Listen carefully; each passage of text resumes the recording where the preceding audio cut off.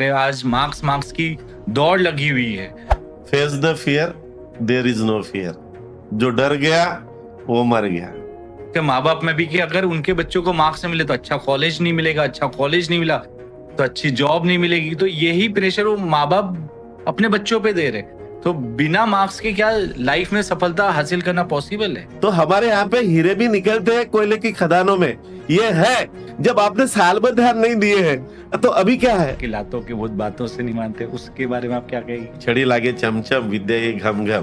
Punishment होना जरूरी है। Those who are the educated person they are going to the wrong direction. माणूस हा सवयीचा गुलाम आहे। एजुकेशन तो हो रहा है, डिग्री तो आ रही है, लेकिन स्किल डेवलप नहीं हो रही है। जिसके पास में विल होगा ना उसका स्किल डेवलप होगा। इंजीनियरिंग और मेडिकल के अलावा कोई फील्ड ही नहीं बची है। मान लीजिए अभी तो पत्थर उठाए तो भी इंजीनियर को लगता है। स्टार्टिंग से A for agriculture, B for business, अच्छाइयाँ हर चीज में दिखती होंगी तो आपको बुराइयां नहीं दिखेंगी। माझा भरत्या IAS होणार। खेड्याचा मुलगा 7दा परीक्षा नापास होतो, 8व्या परीक्षेला तो पास होतो सर। जो छोटे सिटीज के जो बच्चे हैं उन्हें इंग्लिश की बहुत ज्यादा समस्या और इंग्लिश में बहुत ज्यादा डरते हैं। इंग्लिश बोले तो it is the window of our world, जगाचा प्रवेशद्वार है। मुझे बताओ आज राजा सर का नाम क्यों चला रहे हैं, क्यों लेते लोग राजा सर का नाम? और आप अच्छा करोगे तो आपका कॉन्फिडेंस, आपके चेहरे की चमक वो बताएगी कि you are doing your job very seriously. जरी अनेक आपले धर्म, जरी अनेक आपल्या जाती, परी अभंग असू द्या, सदैव आपली माणुसकीची नाती द्या सर्व दुल ललकारी, फुंकारे एक तुतारी, संदेश से सजे द्वेष मनातील, वाहून जाऊ द्या रे हा देश माझा, याचे भान जरा से राहू द्या रे, जरा से राहू द्या रे, जरा से राहू द्या रे। नमस्ते, जय हिंद। मैं राजा अग्रवाल प्रस्तुत कर रहा हूँ द GD पॉडकास्ट और आप सभी देख रहे हैं द GD न्यूज। आज हमारे साथ है श्री राहुल डोंगरे जी। राहुल डोंगरे जी एक सामाजिक कार्यकर्ता भी है और साथ ही साथ वे शारदा विद्यालय के प्रिंसिपल भी है। आइए बात करते हैं श्री राहुल डोंगरे जी से। नमस्ते। नमस्ते सर। सर, अभी 45 दिनों में बोर्ड एग्जाम आने वाली है। आप बच्चों की तैयारी के बारे में कुछ उन्हें मार्गदर्शन करें। जो भी 10वीं के और 12वीं के बच्चे जो बोर्ड एग्जाम देने वाले हैं उनको एक बात ध्यान में रखना चाहिए, face the fear, there is no fear. जो डर गया वो मर गया। और दूसरी बात तो ये ध्यान में रखना चाहिए, और प्रिपरेशन शुड बी गुड। अगर आपकी तैयारी है तो आने वाली एग्जाम के लिए कोई डरने की कोई बात नहीं है।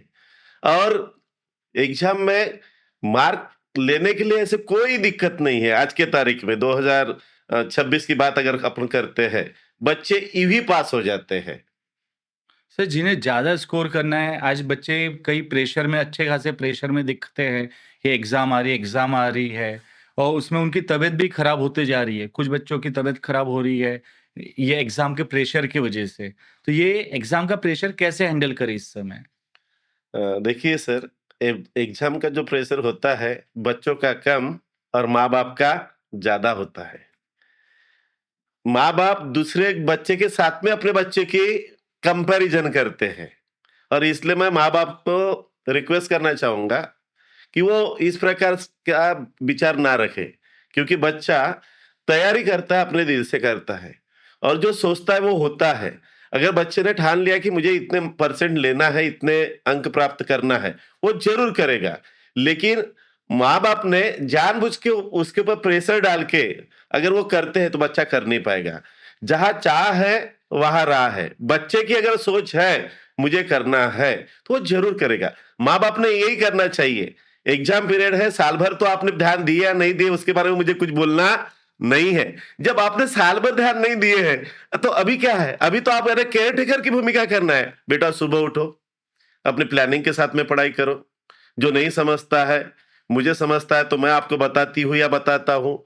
और कोई प्रॉब्लम है तो आप अपने टीचर को पूछो, लेकिन टेंशन लेने का नहीं।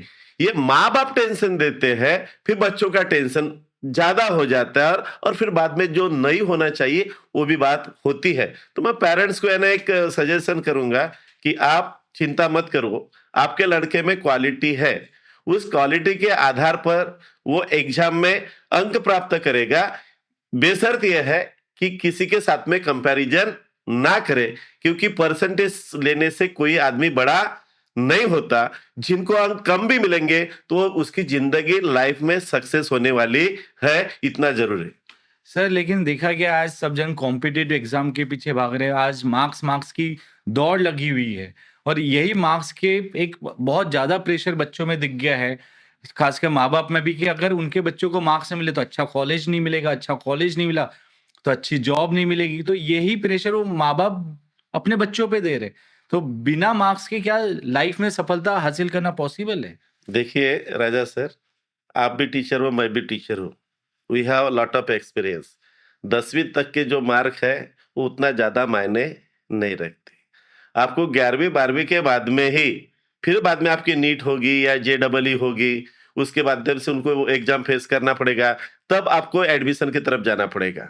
और अभी से उसको प्रेशर बना के रखेंगे तो वो दिक्कत वाली बात है। इसलिए माँ बाप ने ये सोचना चाहिए कि जो कॉम्पिटिटिव एग्जाम है वो अभी 10वीं से नहीं होती। वैसे देखे जाए तो पहली क्लास से माँ बाप ने देखना चाहिए। बिहार के लोग अगर ज्यादा ध्यान देते तो फिफ्थ क्लास से ध्यान देते हैं, और हमारे यहाँ पे एजुकेशन के बारे में कम सोचते हैं, बाकी चीजों के बारे में ज्यादा सोचते हैं। इसलिए हमारे बच्चे आगे बढ़ने के बजाय पीछे आते हैं, उधर के बच्चे ज्यादा यानी इनिशियली लेते हैं कि पढ़ाई कैसे करना चाहिए। हम अगर मान लीजिए बच्चों ने स्टार्टिंग से A for agriculture, B for business, C for cinema, इस प्रकार से अगर नोट बनाए एंड फिफ्थ क्लास से, और पेपर पढ़ते पढ़ते उन्होंने जानकारी लिखे, तो पढ़ाई के साथ में कॉम्पिटिटिव एग्जाम की भी तैयारी होती है। लेकिन ये बताएगा कौन? हम परसेंटेज के पीछे भागे जा रहे हैं। परसेंटेज उतना मायना नहीं रखता। जहां पे है वो एग्जाम, इसी के माध्यम से नीट हो या और अलग अलग प्रकार के जो एग्जाम्स है वो पूरे कवर कर लेते हैं। और आपने देखा होगा हमारे तुमसर एरिया में बोलिए, आंधळगांव एरिया में बोलिए, आईएएस हुए। आंधळगांव में माटे साहब का लड़का आईएएस हुआ है, आंधळगांव में। और आप डोंगरला की बात कीजिए, वहां पे इल्मे सर के 2 लड़के ने यूपीएससी क्रैक हुए हैं। तो हमारे यहाँ पे हीरे भी निकलते हैं कोयले की खदानों में, ये है। बेशर्त यह है कि माँ बाप ने टेंशन बच्चों को ज्यादा देने के बजाय, एक यूनिफॉर्म बर्थडे के उपलक्ष्य में देने के बजाय एक किताब उनको प्रेजेंट दो, ताकि उनको आदत लगे। Man is the habits of bundle. माणूस हा सवयीचा गुलाम आहे, और जहां चाह है वहां राह है। If there is a will there is a way. वो सक्सेस होना ही है। सर आज बच्चों में देखा गया है सोशल मीडिया का बहुत ज्यादा क्रेज है। छोटे छोटे बच्चे भी आज फेसबुक में, इंस्टाग्राम में, स्नैपचैट में रहते हैं। तो इसका पढ़ाई पे कितना नुकसान हो रहा है उन लोगों का, और इससे कैसे बचाया जाए? सर पहली बात तो यह है, इसके लिए माँ बाप ही रिस्पॉन्सिबल है। बच्चे, पहले बच्चा रोता था, माँ ऐसी पकड़ लेती थी तो बच्चा रोना बंद कर देता था। आज माँ खुद, बच्चा रो रहा है तो पकड़ने की बजाय माँ की जगह मोबाइल ने ले ली है। ये आदत लगाया है माँ बाप ने। और मोस्ट ऑफ द, मैं तो ये बोलूंगा कि those who are the educated person, they are going to the wrong direction. जिन्होंने अपना टाइम सेव करने के लिए बच्चों को आदत डाली है। अभी बच्चों को आदत तो हो गई है, बच्चा 10 रुपए मांग रहा है तो 20 रुपए दे रहे हैं, और मोबाइल साधा नहीं वो भी एंड्रॉइड दे रहे हैं। और बड़े इससे बताते हैं कि मेरा बच्चा, जो हमको नहीं समझता वो मेरे बच्चे को समझता है।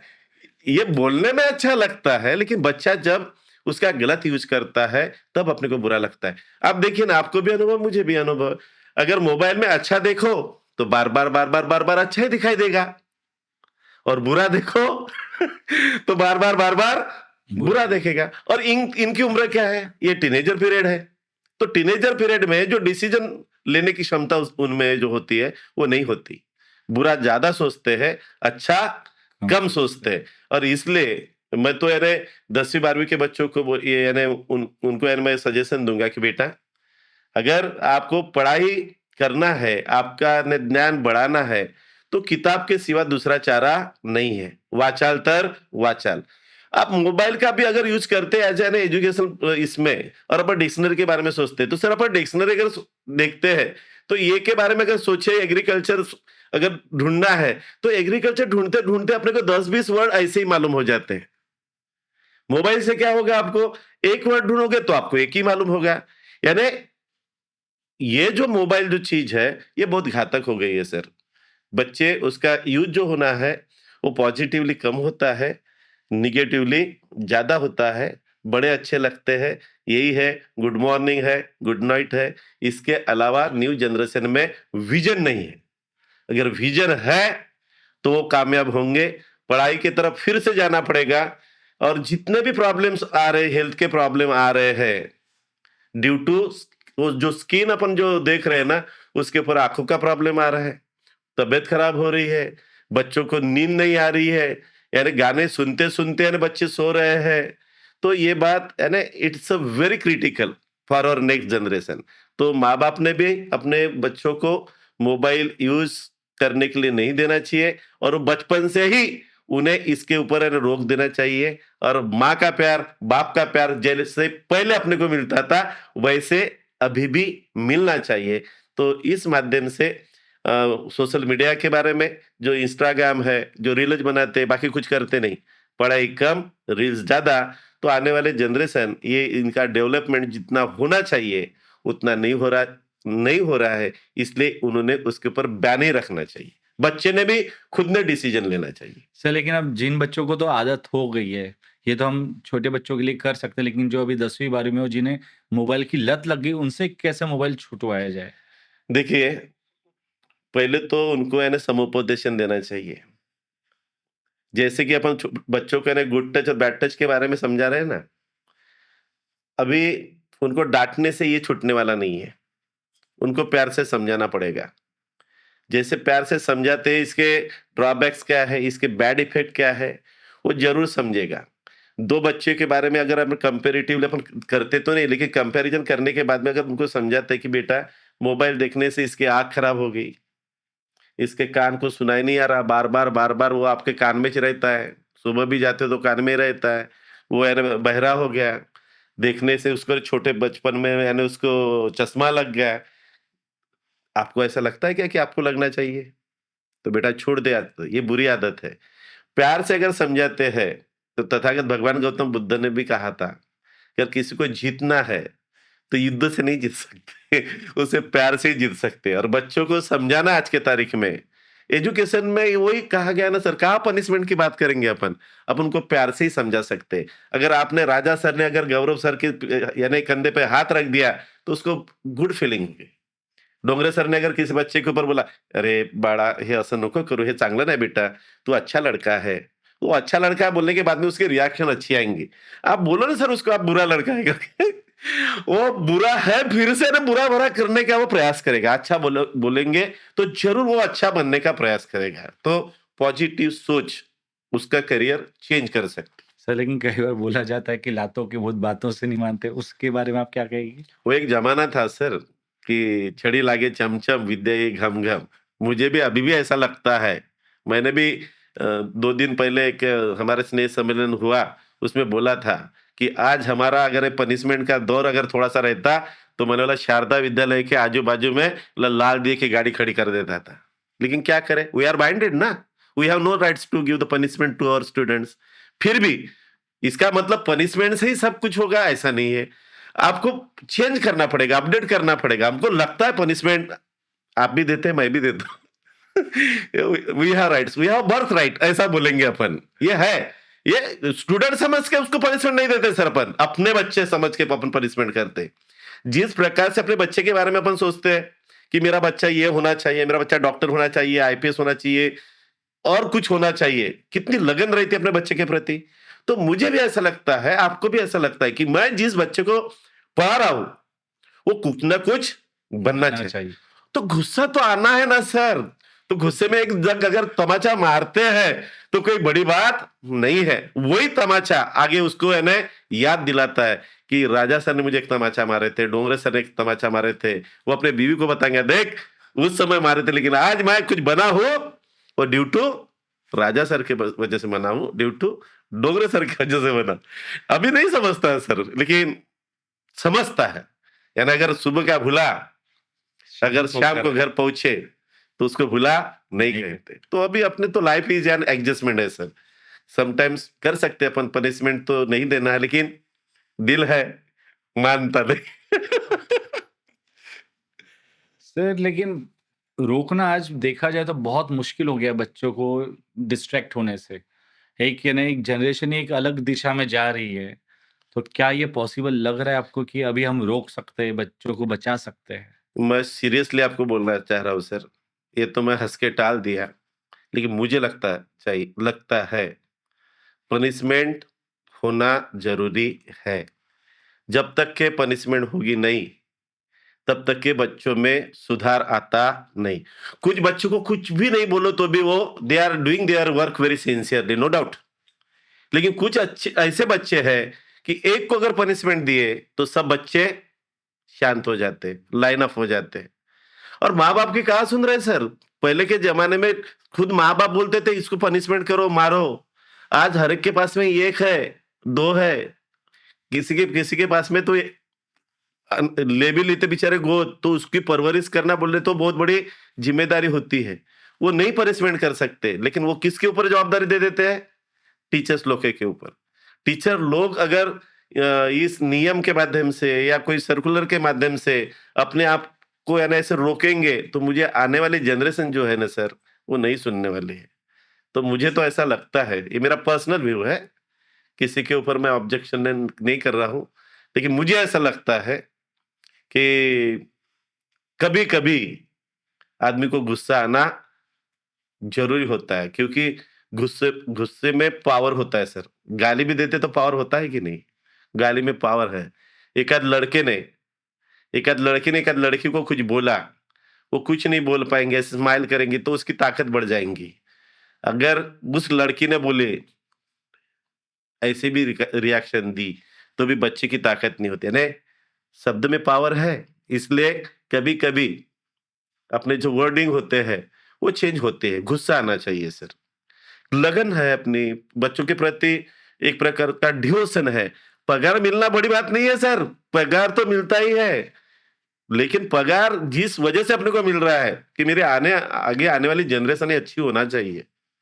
तो उसके लिए मैं भी यानी बाइंडेड हूँ। मैं कभी-कभी बोलता हूँ सर मैं नहीं पनिशमेंट करूँगा। मैं करता हूँ सर, आई एडमिटेड। क्या करूँ? तो पनिशमेंट होना चाहिए। हमेशा नहीं। और कौन से टीचर ऐसे बेवजह से यानी पनिशमेंट देते हैं सर? कोई दुश्मनी है बच्चों के साथ में? पेरेंट्स के साथ में? नहीं।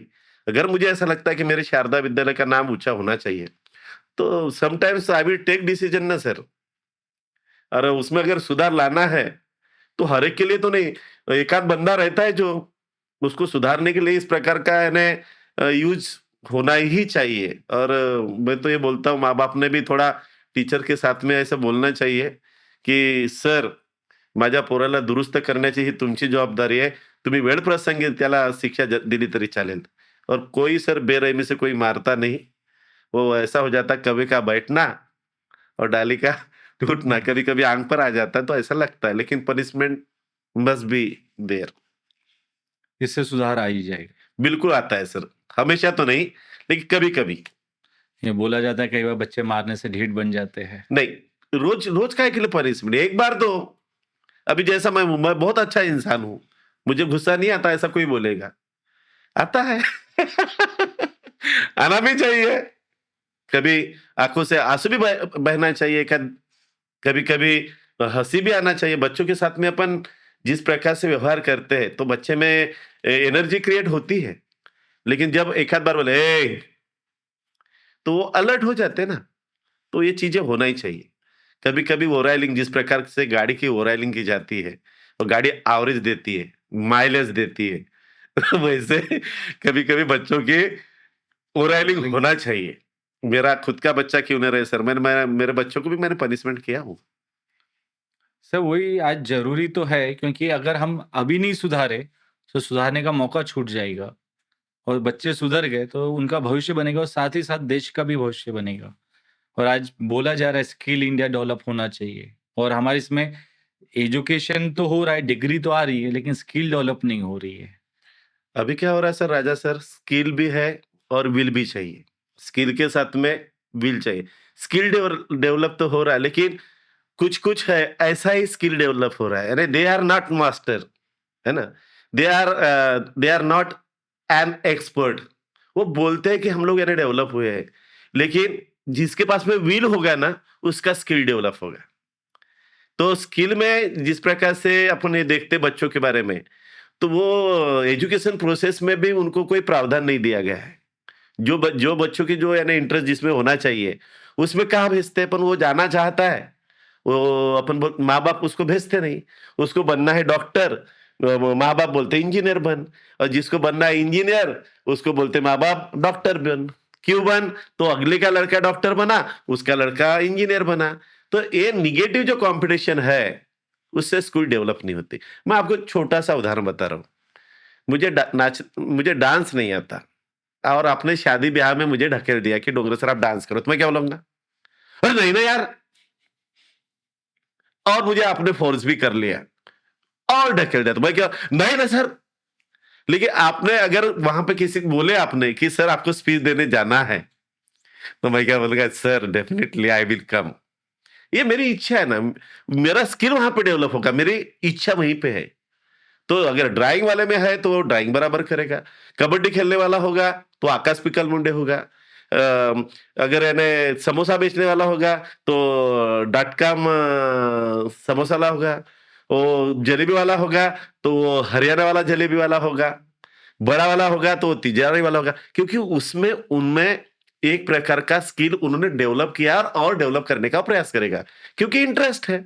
और जिसका इंटरेस्ट नहीं होता उसको अपन वहां पे भेजते हैं, ये गलत है। तो मैं माँ-बाप को भी है ना एक रिक्वेस्ट करूँगा, लड़कों का कहाँ जाना है, लड़कों को कहाँ जाना है, उनका इंटरेस्ट देखिए, आप अपना इंटरेस्ट मत बताइए। अगर आपने इंटरेस्ट बता दिए, तो लड़का जाएगा तो ज़रूर, प्रेशर से जाएगा, लेकिन वो कामयाब नहीं नहीं। होगा, फिर पछताना पड़ेगा। सर लेकिन आज फ़ील्ड भी तो नहीं है बोलते। मतलब बच्चे के मन में ऐसा है कि इंजीनियरिंग और मेडिकल के अलावा कोई फ़ील्ड ही नहीं बची है और बाकी फ़ील्ड में पैसा नहीं है सुनते। नहीं, there are so many field sir. Engineer मान लीजिए, अभी तो यार पत्थर उठाए तो भी इंजीनियर को लगता है। पहले डॉक्टर लोगों की यानी क्रेज़ थी। सर कितने डॉक्टर हुए? अभी तुम सर में आप देखोगे तो बीए एमएस ज्यादा कमा रहे हैं, एमबीबीएस कुछ लोग बेचारे है ना, दे आर वेटिंग ईगरली। और अभी तो है ना इतने कॉलेजेस हो गए कि किसी को भी पूछो 10 घर के बाजू में, तो बोलता है मेरा लड़का डॉक्टर है। तो वो पहले का जो क्रेज है, फील्ड बहुत अच्छा है सर। और मैं ये बोलता हूँ सर, इंजीनियर हो या मेडिकल हो, मैं अगर आर्ट्स से आया हूँ, मैं एमए बीएड हूँ, मेरा पगार क्या कम है सर? यानी फील्ड की बात करें, एक वकील यानी वकील का कम है इनकम ऑफ सोर्स। एकाध यानी कोई आप बीएससी नर्सिंग भी जाते हो, कम है। एकाध यानी बीए भी हुआ और वो एमपीएससी के माध्यम से तहसीलदार बनता है, बीडीओ बनता है, तो इनसे पावर तो उनके पास में ज्यादा है सर।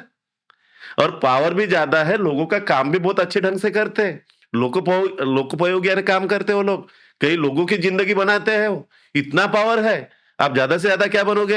इंजीनियर का क्षेत्र सर है, लेकिन वो यानी सीमित लिमिटेड है। है।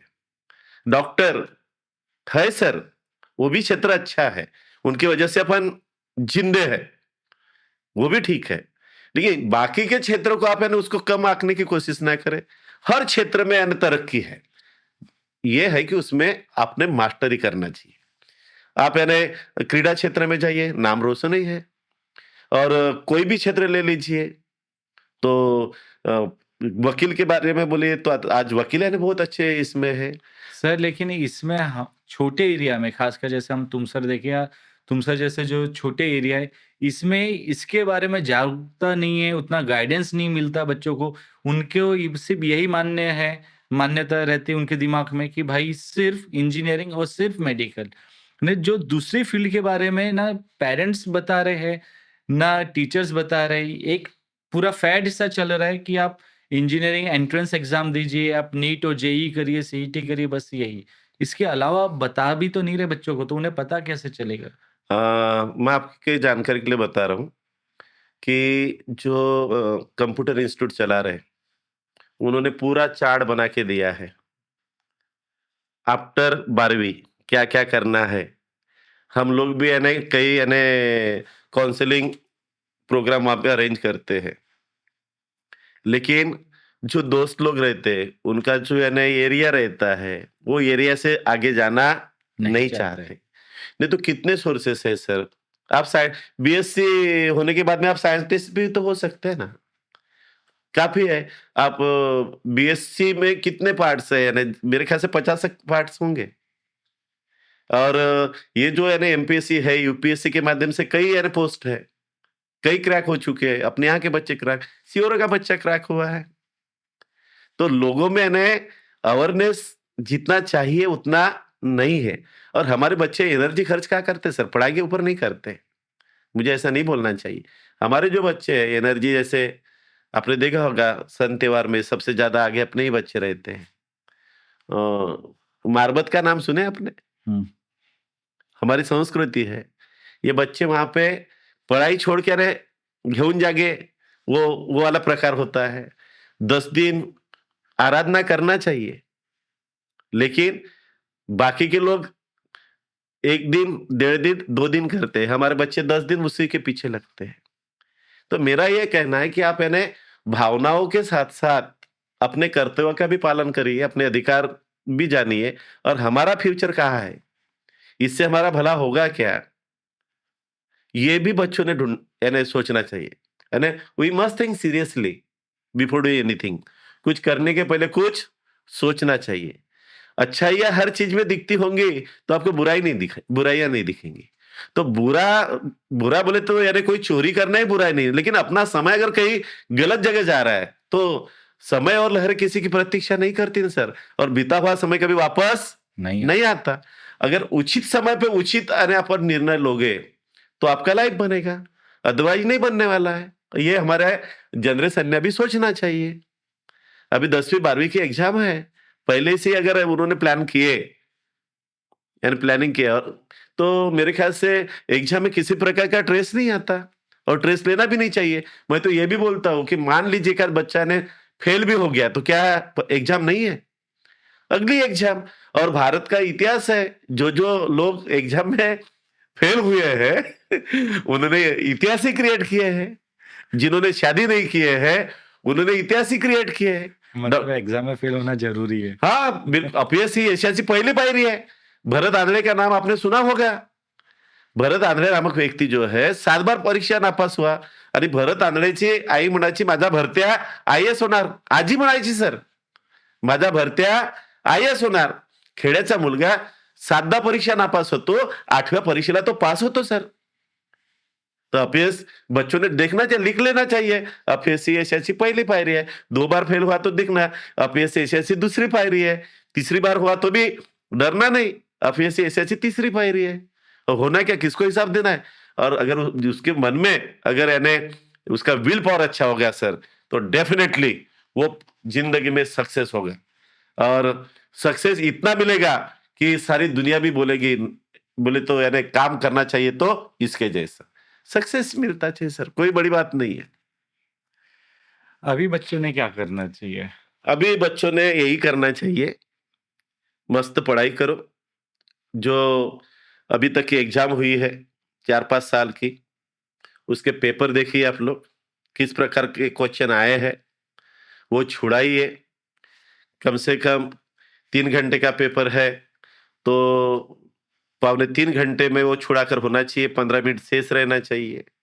कभी-कभी हमारे बच्चे पेन का जो यूज़ करते हैं, तो समय पे जो रिफिल होती है वो नहीं रिफिल रही सर, राजा सर, तो चलती नहीं। इसलिए अभी से आपका राइटिंग वर्क करिए, थोड़ा-सा लिख कर रखिए। और लिखने के बाद में जैसे वो यानी रिफिल यानी स्पीड पकड़ती है, उसको बाजू में कीजिए। अब यानी 12 कम से कम 1 डज़न रिफिल आप खरीद लीजिए। उसको लिख-लिख कर यानी उसको यानी ऐसे बनाइए कि आपको लिखते समय, पेपर छुड़ाते समय कभी यानी उसमें प्रॉब्लम नहीं आना चाहिए, व्यत्यय नहीं आना चाहिए। उससे आपका समय भी कवर होगा। और कुछ-कुछ बच्चे सर यानी हार्ड क्वेश्चन पहले लेते हैं। मैं ये बोलता हूँ, जब पैटर्न बना है सोप्याकडून कठीणाकडे, इजी से हार्ड, तो आप क्यों बेवजह से अपने यानी दिमाग को ये करते हो? और ये एक प्रश्न अगर आपने हल कर दिए सर, आपका भी अनुभव मेरा भी अनुभव, तो आपका कॉन्फिडेंस यूं ही बढ़ता है। तो डरने की क्या बात है? और पैटर्न जो बना हुआ है, वहाँ पे 15 मिनट्स आपके हाथ में रहना चाहिए, रहते हैं सर, कोई प्रॉब्लम नहीं है। तो ये पढ़ाई दूसरी बात है अपना जो क्वेश्चन बहुत आ रहा है तो लिखते गए, वैसा नहीं, उसको भी समझ देना चाहिए। कुछ बातें नहीं समझी तो अपने टीचर को पूछना चाहिए। जो हार्ड है उसको ज़्यादा करना चाहिए, बार-बार करना चाहिए और उसके जो भी लैकुनाज होंगे वो सर से पूछकर वो हल करना चाहिए। और एग्ज़ाम अगर होती है, पेपर हो जाने के बाद में उसके बारे में डिस्कशन नहीं नहीं करना करना चाहिए। मेरा स्पष्ट मत है। माँ-बाप ने भी उसको बार-बार बेटा पेपर कसा गेला? कोणता सोडवला? हां, कोणतं राहिलं? उसके बारे में उन्होंने पूछना नहीं चाहिए। उन्होंने ये बोलना चाहिए, "बेटा पेपर झाला छान, तो ठेवून घे. आता दुसऱ्या पेपराची तू तयारी कर." तो इससे क्या होगा? अगर छूटा भी होगा, तो क्या फ़र्क गिर रहा है? अगर उसने वही पेपर के बारे में यानी सोचा कि मेरा 5 मार्क का छूट गया है, तो ये पेपर का असर वो आने वाले पेपर के ऊपर होने वाला है। इसलिए माँ-बाप ने और खुद वो बंदे ने, जो बच्चा है 10वीं का हो या 12वीं का, उसने वो पेपर के बारे में सोचना नहीं चाहिए। अगला पेपर मेरा कैसा अच्छा जाएगा, उसके बारे में सोचना चाहिए। तो डेफ़िनिटली उसका अगला भी पेपर अच्छा जाएगा। और मैं तो ये बोलता हूँ सर चिंता करने की क्या बात है, बेस्ट 5 है ना। हमारे पास में इंग्लिश अगर यानी लैंग्वेज के होंगे तो 20 मार्क है ना। पास होने के लिए कितने लग रहे हैं आपको? सर लेकिन जो बच्चे स्कोर करना चाहते हैं और आज ये भी देखा गया कि स्कोर करने के बाद भी अच्छे खासे स्कोर वाले आज अच्छे से इंग्लिश नहीं बोल पा रहे हैं और जो छोटे सिटीज के जो बच्चे हैं उन्हें इंग्लिश की बहुत ज़्यादा समस्या और इंग्लिश में बहुत ज़्यादा डरते हैं तो इसके लिए क्या कर सकते हैं बच्चे? पहली बात तो ये है सर कि इंग्लिश बोले तो it is the window of our world, जगाचं प्रवेशद्वार है।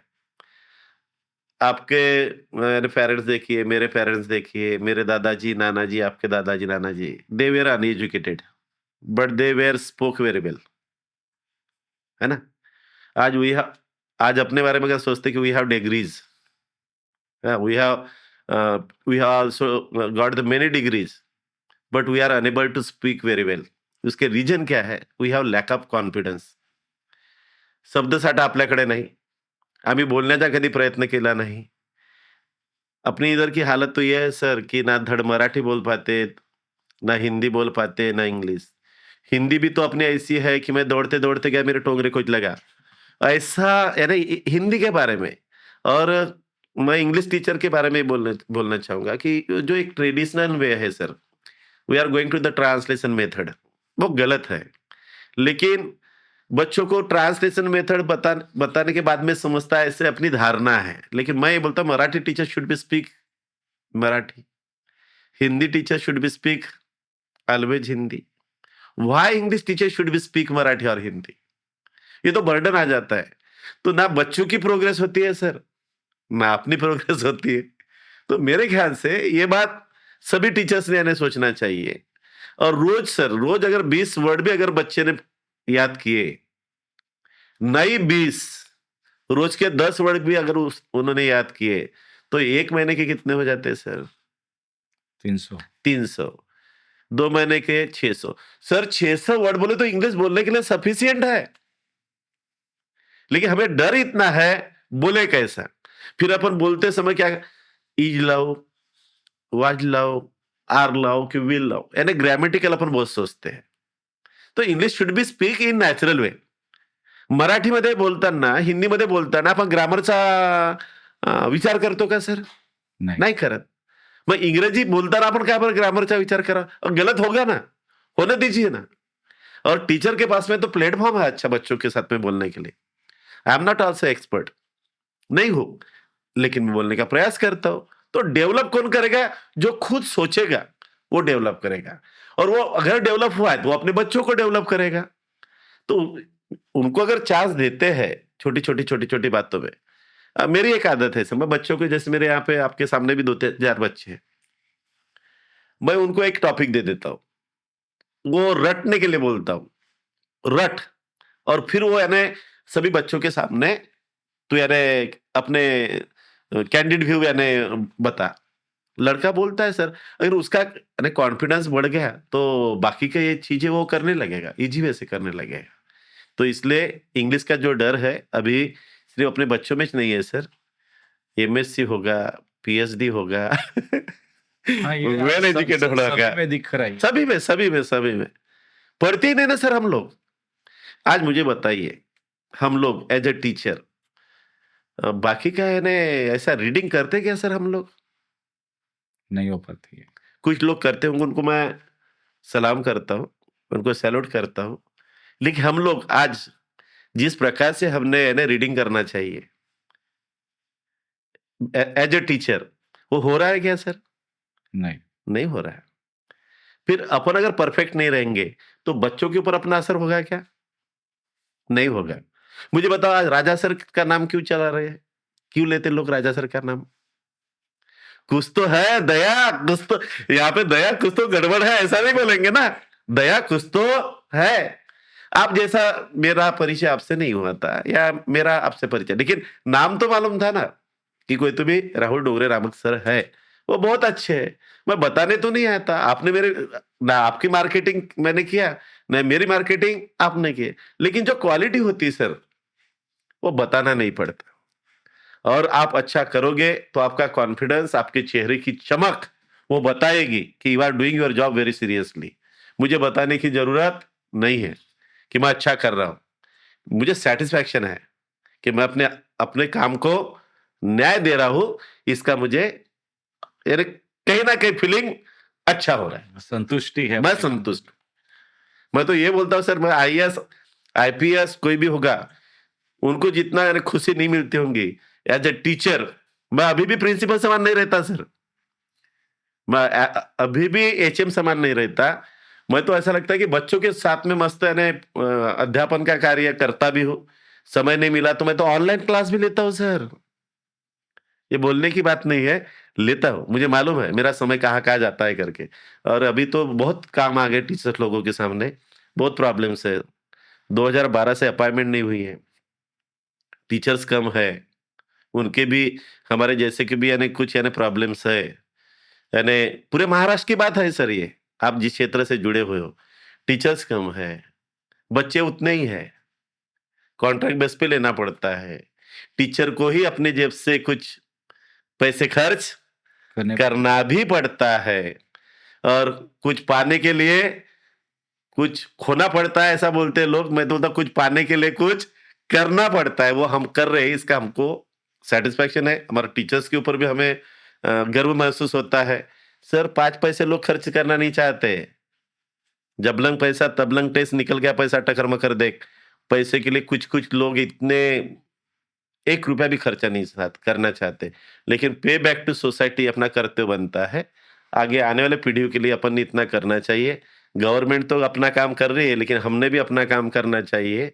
और इस माध्यम से हमारे लड़के जब बड़े हो जाएँगे, तो वो भी कुछ ना कुछ समाज के लिए अपना दायित्व करेंगे। समझ के करेंगे सर। वो ऑब्जर्व कर रहे हैं ना आप क्या कर रहे हैं करके। ये बताने से नहीं होता। आजकल लोगों को आदत हो गई, मेरे जैसे को आदत हो गई, आपके जैसे को आदत हो गई। ये कर ले बेटा, वो कर ले बेटा, वैसा नहीं, वो मैट उठा बेटा। ये बोलने के बजाय अगर आपने मैट उठाया तो वो देखेगा, गौरव देखेगा, दीपक देखेगा, अभी सर मैट उठा रहे हैं, वो खुद चल के आएगा। एक्शन मोड पे चलना चाहिए सर आज के ज़माने में। सुना यानी बोलने वाले से करने वाला ज़्यादा महान होता है, और करने वाले की ही तारीफ़ होती है तारीफ़ होती है। तो तारीफ़ के लिए तो काम करना नहीं है सर, सेल्फ सैटिस्फैक्शन के लिए काम करना हर एक के लिए ज़रूरी होता है, वो मैं करता हूँ। सर, बहुत अच्छा लगा आपसे बात करके। हम उम्मीद करते हैं कि बच्चे आपसे सीख ले और ये जो आपने बताया है, इसका वो पूरा पालन करे और अपने आने वाले एग्ज़ाम में अच्छा परफ़ॉर्म करे। राजा सर, आपने एक कीमती समय हमें दिया।